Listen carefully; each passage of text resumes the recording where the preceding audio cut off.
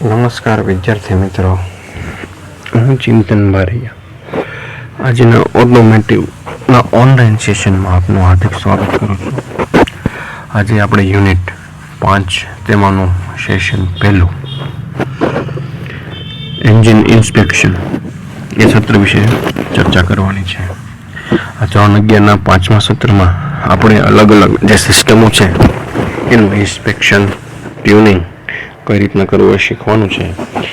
સાથોસાથ તેના સાવચેતીના પગલાં તેમજ જરૂરી નિયમોનું પાલન કઈ રીતના કરવું જેથી કરીને આપણે દરેક સિસ્ટમનું ટ્યુનિંગ કરી શકીએ. એ દરેક બાબતો આપણે સેશન 5માં શીખવાની છે. તો તેમાંનું પહેલું સત્ર છે એકમ 5નું એન્જિન ઇન્સ્પેક્શન. શું કહે છે? એન્જિનનું ઇન્સ્પેક્શન. તો એન્જિનનું ઇન્સ્પેક્શન આપણે આ સત્રમાં કરવાનું છે. તો ચાલો આપણે આજના સત્રની શરૂઆત કરીશું. તો સેશન પહેલું એમ કહે છે, જ્યારે કારની વાત આવે છે ત્યારે સૌ પ્રથમ મહત્વપૂર્ણ ભાગ તેનું એન્જિન છે. કારની હાથમાં હકીકતમાં તમારી કારના ટાયરને ચમકતા રાખતા હોઈ શકો, પણ જો એન્જિન કામ ન કરતું હોય તો એ કાર કચરા સમાન છે. એટલે શું કહે છે કે ઓટોમોબાઈલ છે, વાહન છે, તેમાં તમે આઉટર બોડી હંમેશા ચમકતી રાખો, વ્હીલ સરસ રાખો, એમાં પ્રેશર બરોબર રાખો, ફ્યુઅલ બરોબર રાખો, પણ એમાં એન્જિન જ વ્યવસ્થિત ન હોય, એની કાળજી લેતા ન હો તો એન્જિન કશું કરી શકે નથી. તમારું કાર છે એક ટાઈપનો કચરો છે, એમાં તમે કશું કરી શકો નહીં, ખાલી બેસી શકો, બીજું કાંઈ ઉપયોગમાં લઈ શકીએ નહીં. તમારી કાર લાંબી આયુષ્ય ધરાવે તેની ખાતરી કરવા માટે તમારે નિયમિતપણે તમારું વાહન મેન્ટેન કરવું જોઈએ. એન્જિન ઓટોમોબાઈલ સિસ્ટમમાં ઉર્જાનું કરતું એક યુનિટ છે.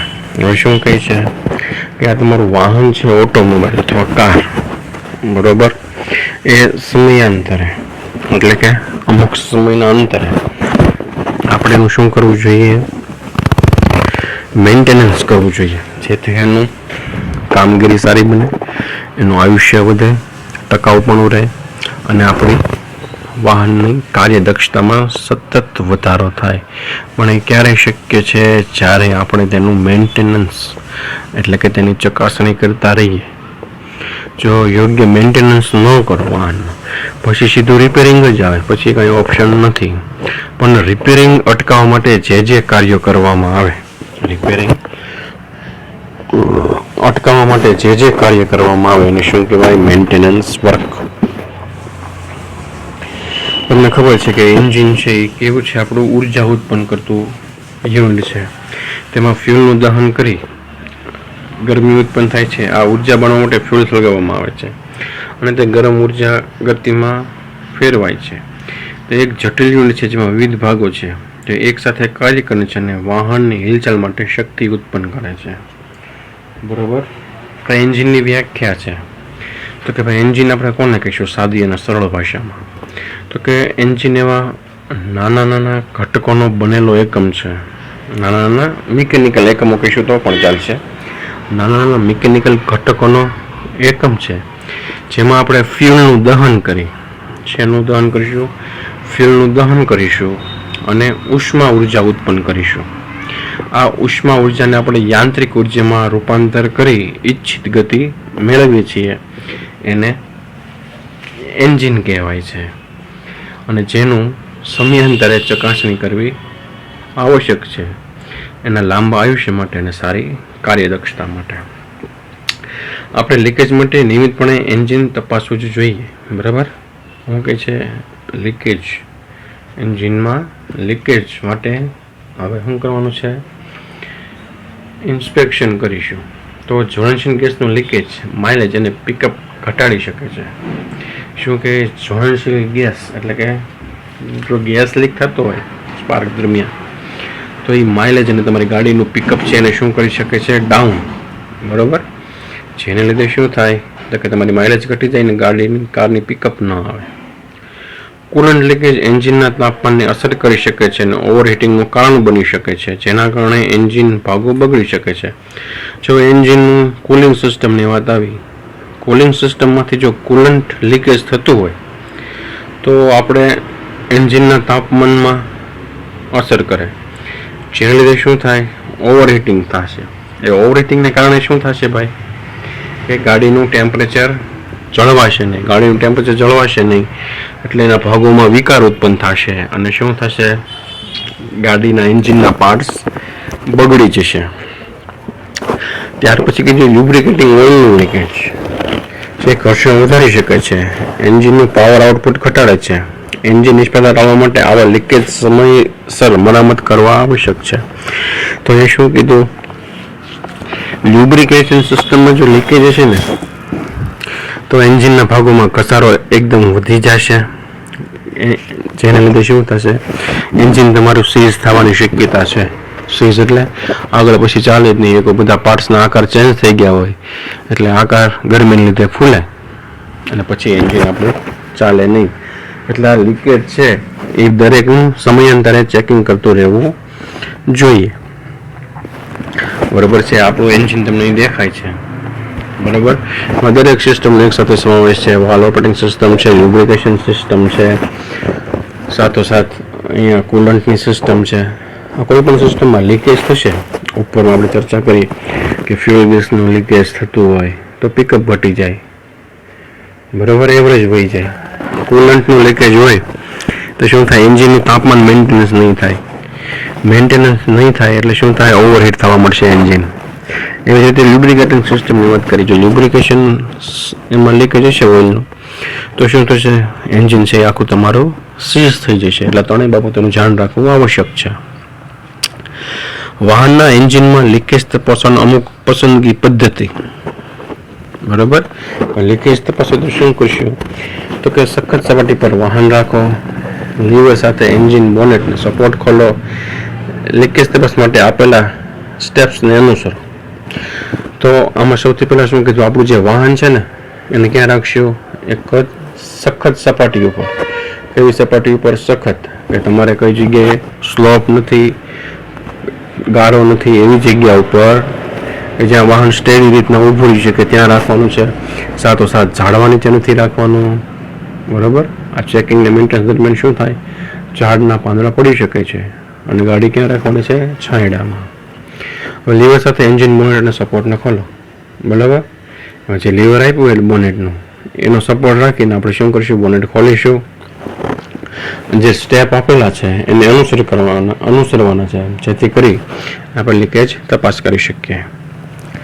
સૌથી પહેલું આવે છે એર કુલ્ડ સિસ્ટમ લીકેજ. કેવી, એર કુલિંગ સિસ્ટમ લીકેજ. તો લીલો રંગ બિંદુ નીચે ઉલ્લેખિત છે તે પ્રતીક છે કે કુલન્ટ લીકેજ થવાની સંભાવના છે. તમે જોઈ શકો છો કે સામાન્ય બધી આપણે 4 વ્હીલમાં જોઈએ તો કુલન્ટ છે એ કેવા કલરનું હોય, લીલા કલરનું હોય. કેવા કલરનું હોય, લીલા કલરનું. તો એ કુલન્ટ છે તમને ક્યાંય ધાબા દેખાય, બરોબર, કે ગાડી પાર્ક કરેલી હોય, ઊભી રાખી હોય, તો એ લીકેજ થતું જો થાય તમને ખબર પડે કે આપણી ગાડી છે એ લીકેજ થાય છે કુલન્ટ એમાંથી. તેના જોડાણો અને કુલન્ટની ટાંકીનું નિરીક્ષણ કરો. આપણે શું જોવાનું છે કે કુલિંગ સિસ્ટમ છે તો કે એન્જિનની જે વોટર જેકેટ છે ત્યાંથી રેડિએટરથી કુલન્ટની ટેન્ક, આ દરેકમાં પાઇપ તથા એના જોડાણનું આપણે જોઈન્ટ જોવાના છે. લીકેજ થતા નથી ને એ જોશું. ઢીલાપણું ચકાસવા માટે રેડિએટર હોઝ ક્લિપ્સનું નિરીક્ષણ કરો અને જો લીકેજ આવે તો ક્લિપ્સને સજ્જડ કરો. સાથોસાથ શું કરશું કે જેટલા કુલન્ટ હોઝ છે તે દરેક હોઝને શું કરશું, જકડી લઈશું. જો લૂઝ જણાય, હોઝ ક્લેમ્પ લૂઝ જણાય તો એને પાછા શું કરવાના, ટાઈટ કરી દેવાના, જેથી કરીને આપણે એમાંથી લીકેજ અટકાવી શકીએ. આ થઈ આપણી કુલિંગ સિસ્ટમ, બરાબર છે. એમાં એન્જિનના રેડિએટરથી માંડી ક્લચ આપેલો છે, કમ્પ્રેસર આપેલું છે, ઇવોપરેટર આપેલું છે, કન્ડેન્સર આપેલું છે, બરાબર, કુલિંગ હોઝ આપેલા છે, થર્મોસ્ટેટ આપેલું છે. આ દરેક વસ્તુ આમાં તમે જોઈ શકો છો. રેડિએટર ફેન છે. તો આ આખી સિસ્ટમ છે જેના દ્વારા આપણે તપાસ કરી શકીએ કે કુલન્ટ કઈ જગ્યાએ લીકેજ છે. વિકૃતિ અને બગાડ માટે નળીની પાઇપ તપાસો અને બદલો. હવે જે કુલન્ટની પાઇપ છે બરોબર છે, એ તૂટી નથી ગયેલ કે એમાં બગાડ નથી કે લીકેજ નથી, બરાબર. એની ક્વોલિટી જે પહેલા જેવી જળવાઈ રહેવી જોઈએ એવી જળવાયેલી છે કે નહીં એ માટે એની તપાસ કરીશું. કુલન્ટ લીકેજ માટે રેડિએટર કેપ, નેક, રેડિએટર કોરનું નિરીક્ષણ કરો. હવે શું કહે છે કે કુલન્ટ લીકેજ થાય છે તો હવે જોવું હોય તો બીજે ક્યાં જોઈશું તો કે રેડિએટર જોઈશું, રેડિએટરની કેપ જોઈશું, રેડિએટર નેક જોઈશું, બરોબર, અને રેડિએટર કોર. હવે નેક એટલે ગળું છે, રેડિએટરનો જે ઉપરનો આઉટરનો ભાગ હોય એ નેક છે. સાથોસાથ એની કેપ જોઈશું અને રેડિએટર કોર જેની નળીઓ આપેલી છે એ ચેક કરવાની કે એમાં કશું લીકેજ છે કે નહીં. ફાટેલા થર્મોસ્ટેટ હાઉસિંગ ગાસ્કેટનું નિરીક્ષણ કરો જો લીકેજ કારણ બની શકે છે. હવે જેમાં જે ભાઈ ગાસ્કેટ આપેલી હોય થર્મોસ્ટેટ હાઉસિંગનું, એ થર્મોસ્ટેટ હાઉસિંગ એ તૂટ્યું નથી, એ તમારે જોવું આવશ્યક છે. કુલન્ટ લીકેજ માટે પાણીના પંપ, સીલ અને ગાસ્કેટ તપાસો. સાથે સાથે શું જોવાનું છે? કુલન્ટના લીકેજ માટે પાણીના પંપ અને સીલ અને ગાસ્કેટની તપાસ કરો જેથી આપણને ખબર પડે કે અહીંથી લીકેજ છે કે નહીં. ત્યાર પછી આવે છે ફ્યુલ લીકેજ. શું આવે છે? Fuel leakage. હવે તમે આકૃતિમાં જોઈ શકો છો કે ફ્યુલ સપ્લાય સિસ્ટમ અહીં આપેલી છે. એમાં આપણે ફ્યુલ ટેન્ક ક્યાં આપેલી હોય? પાછળના ભાગીને પહોંચાડવાનું ક્યાં છે આપણે ફ્યુલને? એન્જિનના બોનેટ સુધી. તો આમાં દરેક ઘણી બધી લાઇનનો ઉપયોગ થયેલો હોય. ફ્યુલ હોઝ ક્લેમ્પ આપેલો હોય છે, ફિલ્ટર આપેલો હોય છે, ફ્યુલ લાઇન આપેલી હોય છે, ફ્યુલ પંપ આપેલો હોય છે. આ દરેક વસ્તુ છે તેના આધારે આ સિસ્ટમ છે એ કાર્યરત હોય, બરોબર છે. તો આના લીકેજ માટે પણ શું કરવું એ જોઈ લઈએ. તો આ ફ્યુલ લીકેજ છે તેનાથી કાર ફ્યુલની તીવ્ર ગંધ આવે છે અને વાહનની માઇલેજ ઘટાડે છે. એટલે તમે જેવું ફ્યુલ લીક થતું હોય એટલે આપણને પહેલાં તો ખબર પડી જાય કે ફ્યુલની છે આપણને અંદર બેઠા બેઠા તીવ્ર ગંધ આવશે અને એની માઇલેજ છે આપોઆપ કેવી થઈ જશે? ઘટી જશે. ફ્યુલ લીકેજ માટે નીચેના ક્ષેત્રનું નિરીક્ષણ કરવું આવશ્યક છે. જો સાથોસાથ શું જોવાનું છે કે ફ્યુલ લીકેજ થતું હોય તો નીચેના પોઈન્ટ અનુસરવા જેથી કરીને આપણે ફ્યુલ લીકેજ અટકાવી શકીએ. તો ફ્યુલની ટાંકીમાંથી બહાર નીકળતા ભાગો અને ટાંકી કેપ અથવા રબર વોશર તપાસવો. હવે ફ્યુલની ટાંકીમાંથી બહાર નીકળતો ભાગ, બરોબર, એટલે ત્યાં ફ્યુલ હોઝ જોવાનો છે, એનું ક્લેમ્પ જોવાનું છે, એનું રબર વોશર જોવાનું છે. શેનું? ટાંકી, ફ્યુલ ટેન્કનું, કેપનું. સ્લેકનેસ અને ફ્લેક્સિબિલિટી ફ્યુલ લાઇન. જે ફ્યુલ લાઇન છે એ બરોબર છે કે નહીં એની પણ તપાસ કરો, ફ્લેક્સિબલ છે કે નહીં, એ તૂટી કે ફાટેલી ગયેલ ન હોવી જોઈએ. ફાટેલા ફ્યુલ ફિલ્ટર, ગાસ્કેટ અથવા loose fuel filter. Fuel filter છે એ તૂટી ગયું હોય, ગાસ્કેટ અથવા એક બેમાંથી કોઈ પણ લૂઝ થયું હોય કે તૂટી ગયું હોય તેનું શું કરવું પડશે? આપણે તાત્કાલિક ચેન્જ કરવું પડશે. ફ્યુલ પંપ કનેક્શન અને કનેક્ટર્સ. ફ્યુલ પંપનું કનેક્શન છે અને જે કનેક્ટર્સ છે એને તપાસ કરીશું જો એ યોગ્ય છે કે નહીં. જો યોગ્ય ન હોય તો એને આપણે બદલવા પડશે. નોઝલ અથવા કાર્બ્યુરેટરના ભાગમાં લૂઝ કનેક્શન. હવે શું કહે છે? નોઝલ અને કાર્બ્યુરેટરના ભાગમાં શું છે હોય? Loose connection.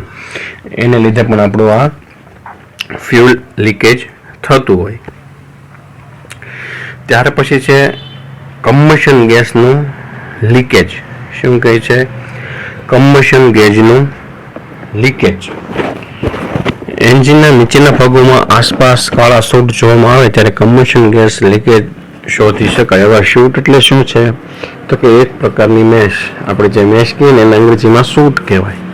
એટલે આવી મેશના દાગ આપણને એન્જિનમાં ક્યાંય જોવા મળે તો આપણને ખબર પડે કે અહીં કમ્બશન ગેસ લીકેજ છે. પહેલું છે સિલિન્ડર હેડ અને બ્લોક. ક્યાં? તો કે સિલિન્ડર હેડ અને સિલિન્ડર બ્લોકમાં મેશ દેખાય તો આપણને ખબર પડી જવી જોઈએ કે અહીં ભાઈ ફ્યુલ લીકેજ છે. ફાટેલ cylinder head gasket. Cylinder head gasket કેવું હોય? ફાટેલું હોય તો પણ આની શક્યતા રહેલી છે. સ્પાર્ક પ્લગ અથવા નોઝલ. સ્પાર્ક પ્લગ અને નોઝલ છે. સ્પાર્ક પ્લગ અને નોઝલ એ બંનેમાં પણ શું શક્યતા છે? લીકેજની. આટલી જ 3 વસ્તુ થઈ. સાથોસાથ શું કહે છે કે એન્જિન ઇન્ડક્શન અને એક્ઝોસ્ટ મેનિફોલ્ડ, બરાબર, એર ઇનટેક અને એર આઉટલેટ, એને લીધે પણ એ જગ્યા ઉપર તમને ગેસ લીકેજ જોવા મળશે. ત્યાર પછી વેલ્યુ ગાઇડેડ અથવા અયોગ્ય ટેપેટ ક્લિયરન્સ, બરાબર. ટેપેટ ક્લિયરન્સ છે યોગ્ય ન હોય તો એને લીધે પણ આ ગેસ લીકેજ છે એ શક્ય બને છે, બરાબર. આ કમ્બશન ગેસનો લીકેજ આપણે ચેક કરી શકીએ, બરાબર. આ તમે અહીં જોઈ શકો છો કે અહીં જે આપણું કુલન્ટ છે એ ફિલઅપ કરે છે અને એનું ટેસ્ટિંગ થઈ રહ્યું છે. ત્યાર પછી છે લ્યુબ્રિકન્ટ ઓઇલ લીકેજ. શું છે? લ્યુબ્રિકન્ટ ઓઇલ લીકેજ. તો લ્યુબ્રિકન્ટ ઓઇલ લીકેજના કેટલાક સરળ પગલાં અનુસરી અને આપણે એને શોધી શકીએ. શું? લ્યુબ્રિકન્ટ ઓઇલનું લીકેજ નીચેના પરિમાણોથી આપણે શોધી શકીએ. તો કે એન્જિન હેઠળ એક કાગળ સેટ કરો. શું? એન્જિન છે તે નીચે શું કરશું? એક કાગળ મૂકીશું. હવે પાર્ટ માટે એન્જિન ચલાવીશું. વાહનને ખસેડવાનું નથી. એન્જિનને શું કરશું? આમ ચલાવીશું. જો લીક થાય તો અખબારમાં સ્પોટ દેખાશે, એટલે કે જો લીકેજ છે તો આ ઓઇલ છે એ ક્યાં આવશે? સીધું આપણા જે ન્યૂઝપેપર અથવા કોઈ પણ પેપર મૂક્યું છે એની ઉપર આવશે. આમ સ્પોટની બરાબર કાંઠમાં લીકેજનું ક્ષેત્ર હશે. ગાસ્કેટ ઓઇલ સીલ વગેરે બદલી લીકેજ અટકાવશું. એટલે શું કહે છે? એ લ્યુબ્રિકેશન સિસ્ટમ છે એમાં એન્જિનમાંથી લીકેજ તો આ રીતના શોધી શકાય. સાથોસાથ એના જે હોઝ છે, એના ક્લેમ્પ છે, એના પંપના કનેક્શન છે, એમાં પણ લીકેજ થવાની સંભાવના છે. બરાબર છે વિદ્યાર્થી મિત્રો? તો અહીં આ સત્રમાં આપણે, બરાબર, એન્જિનનું જે ઇન્સ્પેક્શન કર્યું, એટલે કે નિરીક્ષણ, નિયમિત જાળવણી કરી, એમાં કેટલા મુદ્દા આપણે લીધા છે? તો કે આપણે એર કુલ સિસ્ટમ ચેક કરી, કમ્બશન ગેસ લીકેજ ચેક કરી, લ્યુબ્રિકેટિંગ ઓઇલ લીકેજ ચેક કરી અને ફ્યુલ લીકેજ, બરાબર. આ 4 વસ્તુ છે જેનું નિયમિતપણે આપણે ટેસ્ટિંગ કરવું જોઈએ, જેથી આપણે આપણું વાહન છે એ સમયસર અને સરળતાથી ચલાવી શકીએ અને એનું આવરદા આપણે મેન્ટેન કરી શકીએ, બરાબર વિદ્યાર્થી મિત્રો? તો અહીં આપણે એન્જિનનું જે ઇન્સ્પેક્શન હતું તેમાં 4 સિસ્ટમોનું ઇન્સ્પેક્શન બરાબર. અહીં એર કુલર સિસ્ટમ હતી, ફ્યુલ લીકેજ, કમ્બશન ગેસ અને લ્યુબ્રિકેટિંગ ઓઇલનું ચેકિંગ કરી એનું સ્ટેપ અનુસરી આપણે એનું લીકેજ અને નિરીક્ષણ કરી શકીએ છીએ. તો વિદ્યાર્થી મિત્રો, તમને આજના સત્રમાં આશા રાખીએ કે આ સત્રમાં દરેક વસ્તુ સમજાઈ ગઈ હશે. ફરી પાછા મળીશું એક નવા સત્ર સાથે. ત્યાં સુધી નમસ્કાર.